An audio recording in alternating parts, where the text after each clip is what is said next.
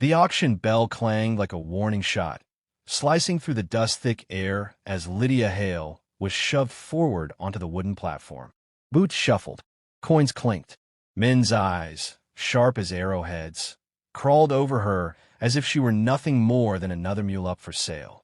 "Move!" the handler hissed, fingers digging into the back of her arm. She staggered but didn't fall. The sun glared against her face, and for a moment she couldn't tell if the heat burning her cheeks was anger or humiliation. "Step up! Step up! Last one for trade," the auctioneer barked, slapping his palm against his ledger. "Girl comes cheap. Course she does. Ain't no man wantin' a barren wife." The crowd laughed, a rough, rolling sound that scraped across her skin. Lydia's breath trembled. She kept her chin lifted anyway. The auctioneer kept going, fanning the lie like a hot wind. "Family says she's cursed. Useless. Best make her a house girl or something. No future for her otherwise." A heartbeat of silence, the kind that comes before the strike of lightning. A single set of footsteps cut through the murmurs, slow, steady, heavy with purpose. A man pushed through the crowd, tall and broad-shouldered, dust clinging to his coat like a second skin. His presence didn't shout. It settled, grounding the space around him. Elias Ward. Lydia knew the name only in whispers. The rancher whose land stretched past the buttes. The widower who never smiled. The man folks said had buried not only his wife, but every hope with her. He didn't look at the crowd. He looked at Lydia. And in that quiet gaze, there was no inspection, no judgment. Only something solid. Something she hadn't seen in a long time.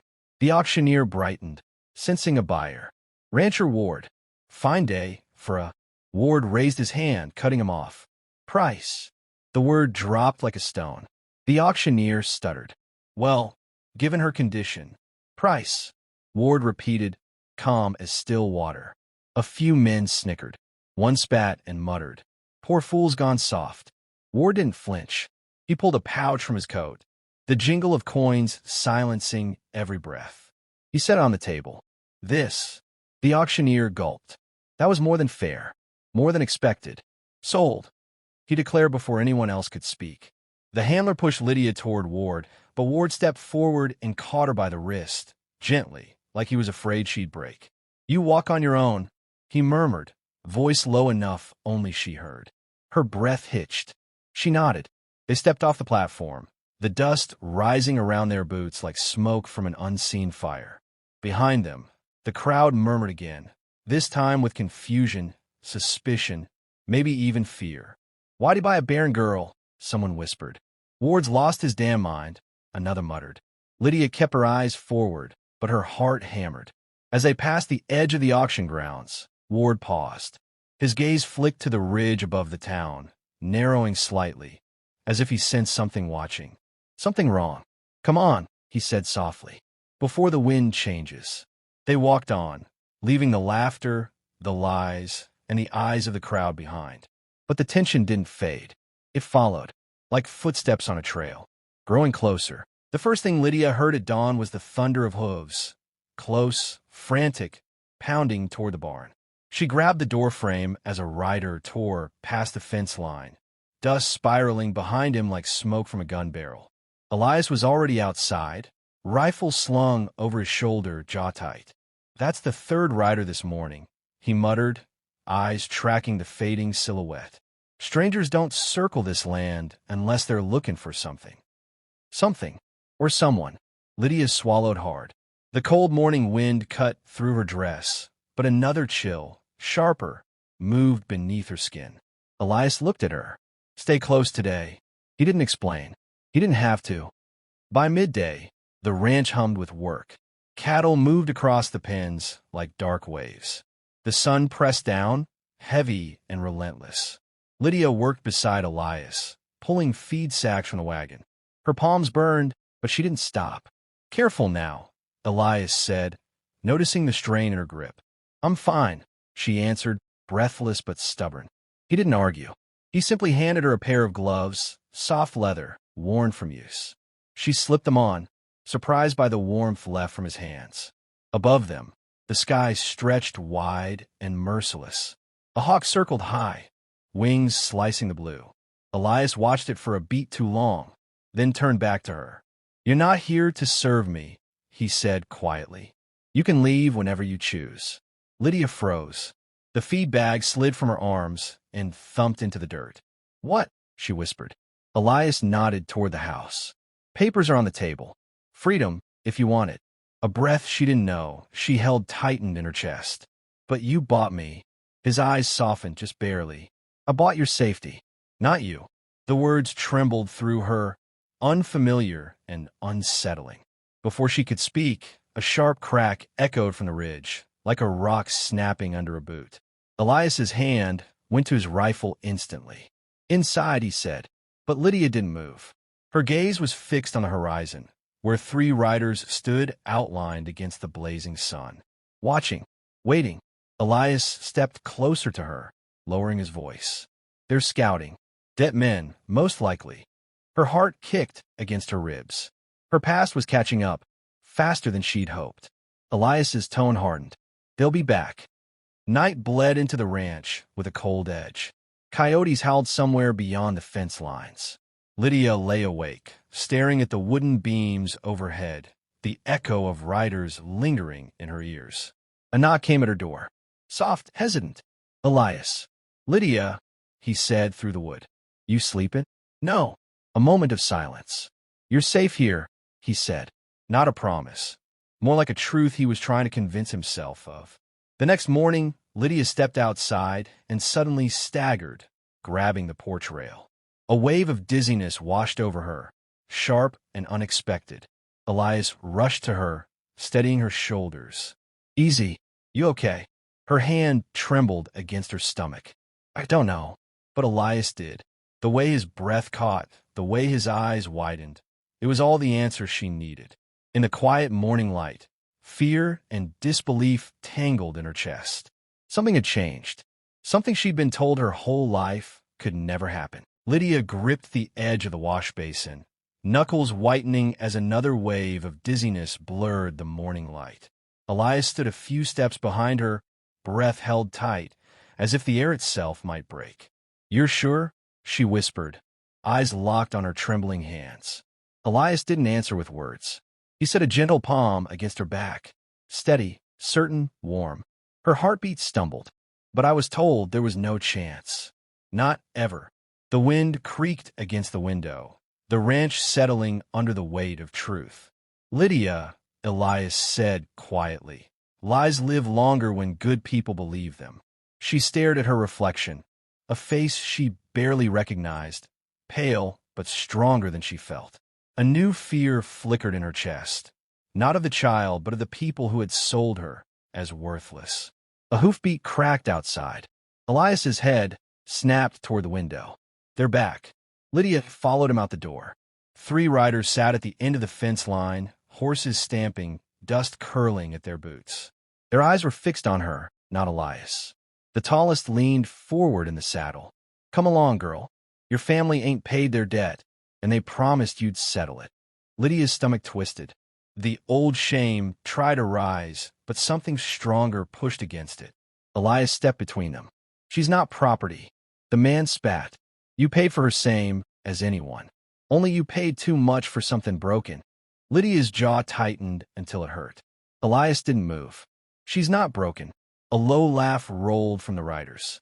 "Then why'd they sell her off as barren? She's worth nothing. Always was."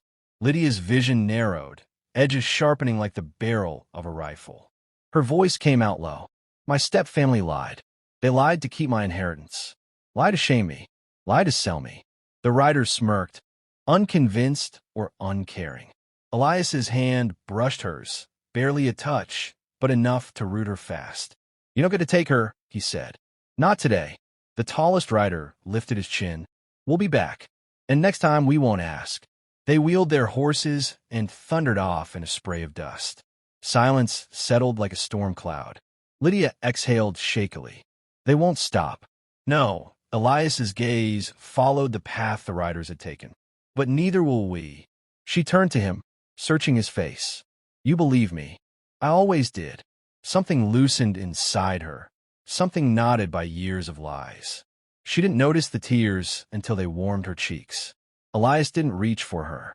He simply stood there, letting her steady herself. After a long moment, Lydia stepped back, wiping her face. "Teach me." Elias blinked. "Teach you what?" She pointed to the rifle slung on his shoulder. "How to fight back." He hesitated only a heartbeat before nodding. They walked to the corral, sun slicing through the dust. Elias set up tin targets along the fence and placed a rifle in her hands. It felt cold, heavy, honest.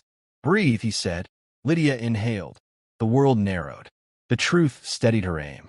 The shot cracked like a promise. The tin can spun off the fence, hit dead center. Elias stared, not with surprise, but with the quiet recognition of something long hidden finally stepping into the light. The lies were falling apart.